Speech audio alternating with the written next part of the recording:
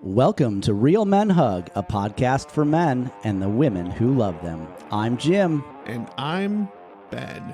Welcome to the show. Welcome to the show. What was that? My brain enjoys the slowness of I life. guess. Not. I would say you and me both, but that'd be a lie. My brain true. is already at the end of the episode, just chilling out. I'm starting to edit. Nice. Just live in the moment, Jim. Live in the moment. Be here. That is what my kid is always telling me. Dad, you're supposed to just have fun. Stop taking everything so seriously. Really? Wow. Even sometimes when I'm doing like leisure activities, oh my gosh, I was painting. I've talked on the show about how I like paint miniatures. And my kid was like, you just have to find something to paint that's going to be fun. Don't paint something that you think it's going to be, you know, you have to use it for this campaign or whatever. Just paint for fun. And so I did. I painted a little bugbear with a pumpkin for a head, and I had a blast doing it. So Awesome. he's a wise little kid. That he is, man. Talking about empathy today. Empathy. You really are like in slow process mode today, aren't you? I would like to talk about empathy, but first I'm going to take a nap. Good night. I'll be right back in 30 minutes. I'm going to chew on some molasses. Maybe you're just drained from all the empathy that you've had to use. It could very well be. Your empathy is used up. I walked through the door and just instantly drained you. You're like, oh, man. Exactly. It is, though. It takes a toll. Before we jump into empathy, let's just unbox that word. What does empathy mean to you, Jim? I'm not here interested in the Merriam-Webster dictionary version of it. And for me, the difference between sympathy and empathy is something you feel for somebody. I am sad that Ben has health problems. So anyway, and I go on about my day. That to me is sympathy. Empathy is deeper than that, I guess, is what I would say. Empathy is where I grieve for my friend who has this medical problem. I weep for my friend who has this medical problem. And not only is it an amplitude thing, I guess, for lack of a better word, but it's that it is now a part of me as well. Because I care about Ben, I feel what he feels. And it's not to say that I feel the same medical problems, but I feel the weight and burden of this hard thing that he's going through as if it were my own burden. And the tough part is for the true empath, you care about everybody. Absolutely. Even people that you don't like. And I would say it may be getting to a seek counseling level if you've gotten to the point where even celebrities or, you know, like notorious people, like if you feel upset for what, you know, a presidential candidate is going through, then find a way to maybe take a step back from that. But I know for me, it gets to the point where even if it's somebody, say a coworker that I don't necessarily talk to or do things with in a past job, I would still feel bad for something that they were going through and take a little bit of that weight with me. Yeah. And bring that home with me. So to me, that's what it is. Empathy it's not just feeling sad for somebody, but it's kind of like sitting alongside with them and sharing that burden, whether you want to or not. It just kind of hits you. Yeah, definitely. I would agree. My definition of empathy is quite similar. For me, when I think of empathy, just the image of sitting next to somebody, putting my arm around them and conveying this, I'm here, I feel what you feel, I know this is hard, I don't have all the answers for you, but I have my presence to offer you, and by giving you my presence, I'm conveying to you that I sense the weight of the situation that you are in. Sure. You feel it leaving your body. I'm reminded of the story in the Bible of how the woman touched Jesus's garment. And if you want an example of empathy, I think you've got it right there. He, in this huge crowd of people, he realizes that somebody touched his garment, the hem of his garment. And I feel like that's what empathy feels like in the moment. You just know when it's engaged. It's just this zap of, oh, yep, I'm feeling this other person's stuff, and this is heavy. Yeah. And I think it's an important distinction to make that just because you don't feel strongly doesn't mean that you aren't capable of empathy, or if you find yourself more drawn to that word sympathy, someone can still be there for somebody else without necessarily taking on that weight. Your capacity to give of yourself and be in the moment with somebody else, call it empathy, call it sympathy, call it what you will. Just because you're not, going home feeling sad yourself, good on you if you can sit with somebody and then go and golf afterwards and feel perfectly fine and move on with your life. If you were present with that person in the moment and you allowed them to be and feel without saying, hey, smile a little bit, it'll make you feel better, or somehow trying to, that sort of good vibes only kind of thing. Or trying to crack a joke just to lift their spirits. Hey, you're bumming me out. Why don't you, be a better person? Maybe a time and a place for that, but not then. If you're capable of sitting there, it doesn't make you a bad person that you don't leave and not feel the weight of that. I think Ben and I are just describing our own experience where you really do feel that emotion, and that doesn't make someone that way better or worse. I think it can make it easier, possibly, to be able to counsel that person when you kind of feel more what they're going through. But I don't necessarily think that it's good or bad one way or another. Right. I think a lot of folks who are empathetic feel an obligation to help. And there's a nuance there, because I think even so I have a degree in counseling, right? And it's interesting to me that there was a small section of us that came to realize that we couldn't be counselors. And it wasn't because a lack of ability or desire, it's that it's just too hard for that to be your day-to-day job. And I think the thing that some people struggle with is it's like, oh, well, no, I feel that too. Like, you just has to get over it. I don't think they really realize that somebody like myself, when I'm in that situation, I take some of that home with me.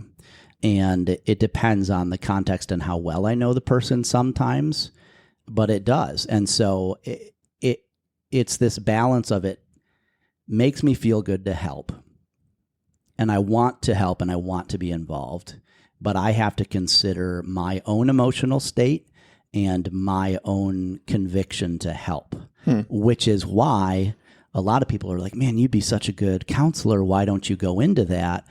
And my response is always, this is where I am a good counselor. It's when I can choose who I'm counseling, and in the moment when it kind of comes up, I can be there for them. I'm here to help them, and that's my role. I have a good friend, Joe. Joe and I have a pretty equal understanding of our friendship, and it means a lot to both of us. Joe is the kind of friend that is super busy, and I'm not lately. Yeah, I've got a lot of health stuff, and I'm moving into my house and getting settled, but I don't feel like I have this crazy busy, every moment of my day is full. I can't do anything else other than what's scheduled. And Joe's on the opposite side. We decided that we were going to schedule time. So twice a month, on the first and third Saturday of the month, it's Joe and Ben time, and we rotate whose house we go to. It creates this space to have that empathetic, I hear you, I see you, you're important to me time. We can show up with even more empathy and understanding for each other because we've been preparing for it. Time is important to empathy. When you have those moments where you are committing to it. I think time is a boundary. It's just naturally a boundary. Sure. And that's what I'm most cognizant of when I think about boundaries and empathy. Because if you're blindsided by an emotionally charged event, it can be more draining than when you planned. Have you ever had any experiences where you were empathizing with somebody that was not going through a difficult time? Perhaps they were having a pretty phenomenal, awesome, joyful moment.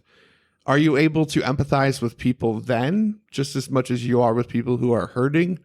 Or do you feel like people who are hurting somehow you're able to empathize with more? Wow. I have never been asked that question, and that is fascinating to me. I can't help but wonder if it is easier to empathize where you have been or where you are currently. Because right now, when someone is going through a time of joy and a time of plenitude or just everything's working out for them, I have to flex my empathy muscles more to meet them in that place. If you have, for the last 10 years, been trying desperately to have children, and you are 6 or 7 miscarriages in, it can be really tough to be happy for your sister who just got married, and the first time that they tried to have kids, boom, pregnant, carried to term, does not mean that you're not happy for your sister, right? You can be ecstatic and feel their joy and celebrate with them in that moment, just like we were talking about earlier, where you can have that sympathy and then be with the person in that feeling and then go home and maybe not have that same level of joy. Presumably the sister would also know this is tough for you, and they might even appreciate you sharing in that joy all the more. And I don't think it robs at all from that moment. Wow, they can celebrate with me even though that this has been tough with them. Having gone through a bit of a valley over the last 10 years plus, it can sometimes be tougher to celebrate with folks where things have gone great and they're just in this great place and they want to celebrate this thing. Because I have to step outside of my current experience to meet them where they are. It's interesting as you talk about that, the journey that I've witnessed some parts of the last 10 years of your struggle, and it is hard. The empathy that you and I have developed for each other is very much based on the fact that we know what loss is. We know what hurt and struggle is, and we can empathize on those things. Well, what if one of us makes it out and we find ourselves in a position of thriving instead of surviving? And what if the other person isn't there yet? Right. Can a friendship survive that? Sure. For as accustomed to pain and hurt and struggle that I've become, I think because of that, it makes the experience of the opposite almost hard to accept. It's almost as if I prefer to be in the struggle because at least I know the struggle, right? And I have people that know the struggle.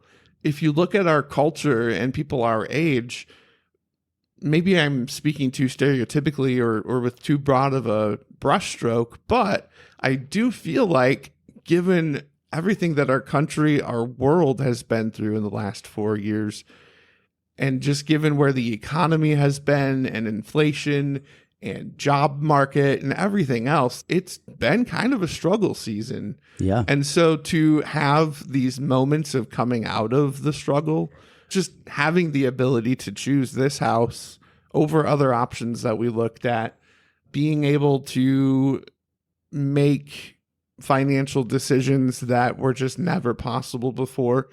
For as exciting as all of those things are, sometimes it's hard because I don't necessarily have a ton of people in my life that can empathize with what that's like. I wonder how much of that is the socioeconomic barriers versus an empathy for somebody going through a tough time or not, because I think they're two very different things. There are some people who just really aren't capable of understanding that there are disparity between socioeconomic levels, and it's either, hey, I live at this level, and you almost subconsciously dismiss folks who can't keep up with you.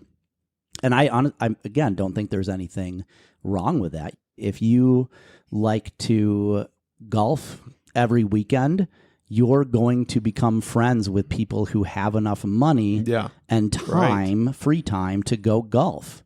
Nothing wrong with that. That naturally happens. I think where it gets wrong can be when you're like, well, I earned this, and if other people worked as hard as I do, then, or these people aren't as good as me, therefore. But those are two very different things. On the empathy scale, I think we tend to be attracted to people who are in a similar space, right? Mm-hmm. There are people, though, who can flex on either end comfortably, where I'm in a tough spot, but I love hanging out with people that are happy because they make me feel better, and I can share that joy of empathy with them. And hey, maybe they'll even invite me out on their boat that I could never afford, and they're happy to be in that space, and vice versa. There are people who are happy that when you hang out with somebody who's not, it can be tough because it might feel draining, but these joyous people are happy to be a part of their lives and happy to be able to sit and share with them, and it charges them to be with those people. Oh, yes. But there are also folks, and I'll raise my hand and say that I struggle with this sometimes too, that it is tough for me to be around somebody who hasn't been through the weeds, which is, I absolutely think, is a point that I need to work on and try to flex to that spot, like you said, to have the empathy of joy. Another question that comes to mind when I think about empathy is, do you think that it is possible for somebody to be such an empath that they notice a struggle or a burden or a trouble spot in somebody else's life? This empath notices it even before that person sees it for themselves. Do you think that's a possibility? Absolutely feel that is possible. And that is the empath's dilemma, right? I had a lot of anxiety where I gained a lot of weight. My blood pressure was going up really high to the point of like just shy of needing to go on medication. And I told my wife, I'm like, I want to help people, but I am realizing, at least for now, that I need to do a better job of taking care of myself. Yeah, that's a really good point. And not taking on some of other people's problems. If you're a relative or someone that I'm talking to that I'm trying to help you along the way, I don't want you to hear, oh, I better not tell Jim about my problems. That's my responsibility, not yours, right? I need to be able to know what my boundaries are, because there are times when it can be life-giving to help other people. I just need to do a better job of reading my own feelings on that. Sure. And that's hard to explain when you're not an empath, that there are times when it can be draining to help somebody. And then there are times that you're like, I get to sit with this person and help them. And I think that's the gift of empathy. Well, I'm going to change the focus a little bit and shift it and put the spotlight on my favorite person, me. Yes. It's all about me, at least for right now. in those moments where I have spotted in somebody else things that they were not necessarily aware of, the truth is it's easier for me to see those in other people than it is to see in my own life. And anytime that I have that sense of, man, he's really going through it right now, he has no idea, it's usually a pretty good indicator that I do need to put the spotlight on my own life and stop for a second and think, why is it that I'm so drawn and aware of this person's struggle? Is it possibly because I'm too scared, or I feel ill-equipped, or I feel like I can't handle my own load, so now I need to go out and find somebody else's? Sure. I think that's the danger of empathy too, is it can become an escape. And I only say that because that's my experience. And it's been critical for me to balance those two, of being able to look at somebody and see that they're struggling and meet them where they're at in that struggle, while still also tending to my own self and tending to the things in my own life that are difficult and hard. And anytime that somebody expresses empathy to me, it just hits like a ton of bricks. Like, even as you were introducing the topic of the show and talking about the empathy you feel for me walking through the medical stuff, and it was just like, oh yeah, I'm kind of going through a lot right now. And though it wasn't top of mind for me, Jim's here in this room with me and he knows about it and he's feeling it. It was just like this, wow, that felt really good. So that's the danger of empathy for me, allowing myself to be so overly empathetic to others that I lose sight of my own self in the process. Sort of that old analogy on the airplane that you got to put your own oxygen mask on before. We've used that analogy before. We have. Only you were eating peanuts and while everybody else was passing out. Well, here's the thing, though. I mean, just ask my wife. I am 100% all or nothing. So it is, I'm either the one that is just enjoying the moment eating peanuts when I should be putting on my mask or, helping somebody around me, or I'm falling apart because I'm not taking care of myself. Right. I need to find a balance in that. When it comes to your own dealing with yourself and your emotions, now you're the one who should be just putting on your own mask when you're going around trying to put on everyone else's mask, and you don't even see that they already have a mask on, and you're literally the only one left who doesn't have a mask, and you're actually passed out or almost passed out on the floor actively fighting people from putting an oxygen mask on you. Yeah. You don't want to accept help from other people. There are moments where maybe you don't want to be the one to do the thing. I don't want to be the one that's always in need. That's it right there. Like, I'm tired of being the fragile one, for lack of a better term. Do you ever want to be the one in need, though? No. You don't want people to help you. What are we, in therapy or something? I mean, I like it when people help, but I don't. I guess going back to your example of just the years-long struggle that you've been on, at some point you're just like, it'd be nice to have some uphill smooth sailing. Oh, yeah. I'm at the point where it's like, it would just be nice to not have so many things going wrong. Right. To not need people to be so responsive. I mean, I'm so glad that I have people in my life who care, but it's like, okay, I'm tired of constantly having something that requires the love and care and attention of other people. You joke about it being a therapy session, but I ask because I'm curious, just my insight when it comes to empathy and how empaths deal with that.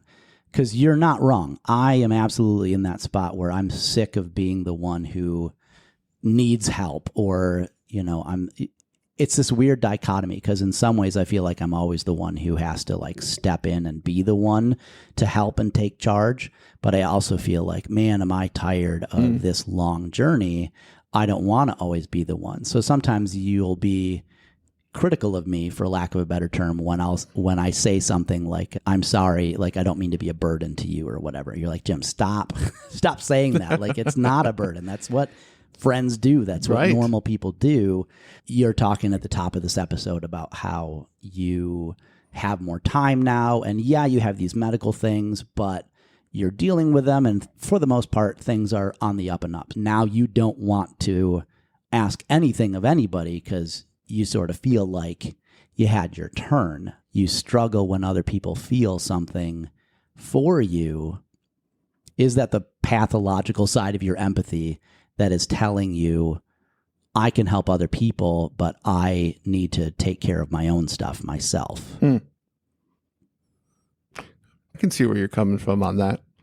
I'm very careful who I let in. And then once the people are in, I almost feel like, all right, you're overstaying your welcome. Move along. Like, sure, you felt my pain. Great. I'm glad you did. I'm grateful for you, but just go on. I got this. And it's just, again, this pathological side of me as an empath wanting it always to be about me giving it to somebody else. Right. And not having the grace or maybe even humility to accept it for myself. That's interesting that you use that word humility. I do think that that's something that we always have to be wary about. Is my unwillingness to accept help just a part of my human nature where I struggle to accept it because I don't want to be the one that needs help? Or is it a pride thing where if I accept help, that is admitting that there's something wrong with me in the first place? Man, yeah. One of the questions that I was curious about is, when is it appropriate and when should you step into those moments where you feel like there is a compelling reason why somebody needs to say something, and you are concerned that if you don't say anything, that nothing is going to be said? When do you see and realize this is an important thing that needs to be discussed, but I need to protect myself? Where do you find that balance when you're feeling that empathy nerve twitch? How do you decide when to act on that and when you just sort of say, you know what, this is not my place? I'll be honest, my natural tendency and what I typically do is just don't say anything. I don't go and make a big scene. I'm not the one that says what needs to be said. Growing up, I often did sense that things were amiss or that there was something that needed to be said, but I just didn't feel like that was my role, or I just kind of let myself off the hook and didn't say anything. Usually things have to get really, really out of hand in order for me to say something. But then when I think about it from the context of my chosen family or my family now, that being my wife and kids, I feel like I am in this role of being, the word that comes to mind is the dadvocate. Not just an advocate, not just dad, but both. I feel a real need to advocate for my kids and for my family. And so if it's something involving one of my family or something that impacts all of us, then yeah, I absolutely do feel that urge to be the one that says something that maybe everybody else is thinking. So it's contextual. So when you talk about that, I can't help but think, is it like a reactivity versus proactivity sort of thing, where when you talk about your empathy, it seems like you're often reacting to, like you said, only when it gets really out of hand do you step into that. Now, in your own family, it sort of has that dadvocate role where maybe that's where you're more proactive when it comes to empathy. Okay, this is my immediate family. This is my tribe. These are my people. And so I am giving them this empathy because I want to help shape and mold and protect them. Yes. But you're saying that proactivity doesn't really bubble out to anybody else. From a family context, it does to a certain degree with my parents. Absolutely. Like as they get older and as we get older, just seeing some of the medical or otherwise struggles that they face, it's that proactivity. There may come a time where we need to intervene for my parents. But when I look at it from the perspective of my brothers or things happening on that level, I'm very reactive in that context. If you are one of those empathetic people that struggles to separate your own emotions from other people, but you still want to help, and you're also trying to balance that without being sort of the busybody, inserting yourself into other people's business where you don't really belong. How do you balance all that stuff, and what words of wisdom does Ben pass on to somebody in that position? The words of wisdom that I have are, be a laundry fairy. A laundry fairy. Not the answer you were thinking of. Pretty sure I would have never thought that those words would come out of your mouth. My wife and I, when we were going through our hardest times as a family, there was a woman in our church who had been through difficult times in her past as well. In fact, she had lost her husband, and that is obviously very traumatic.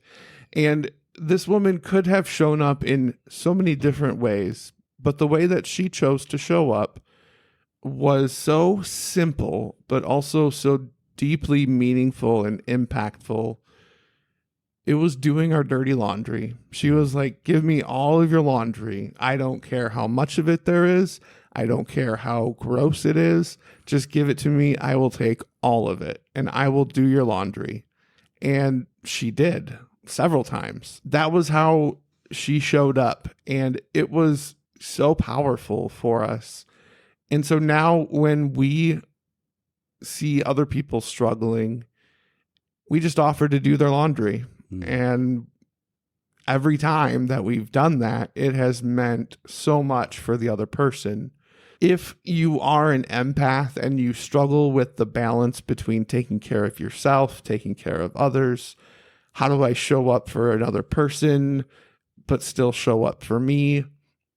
Maybe you could be somebody's laundry fairy. If laundry's not your thing and it would be like pulling teeth to get you to do that, bring them a meal. Look for those simple things that can just change the entire perspective of somebody that you decide to help. Maybe you don't have to own all of the problems of the other person that you're empathizing with. Perhaps you don't even have to carry the bag very long. Maybe empathy can look like, I know that you've probably got a lot of laundry piling up. I'd like to take care of that for you. Or, man, this has been a really hard season. You guys probably haven't even been able to cook or think about food. Let me take care of that for you. When you enter those moments of need and meet a very tangible need, it can be so impactful. Yeah. That's the kind of empathy that I'm trying to live into. We were talking about the airplane analogy and the masks. Another one that comes to mind is, let's say you're all boarding an airplane and you notice somebody has maybe just several carry-on pieces of luggage and they're struggling to get them all on the plane. So you decide to help them.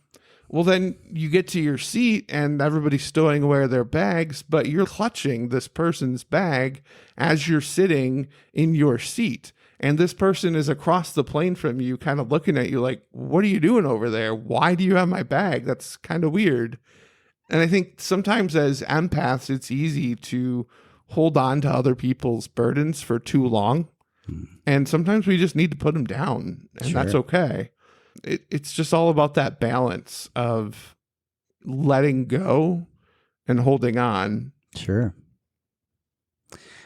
When you were talking about being a laundry fairy or helping with all these different things, the key parts there is that you are the one coming up with the ideas. Yeah. I'm going to bring you a Yes. meal. what day would be best? Can I Yep. bring it this Friday? Because when you say, hey, I'm here to help if you need anything, Right.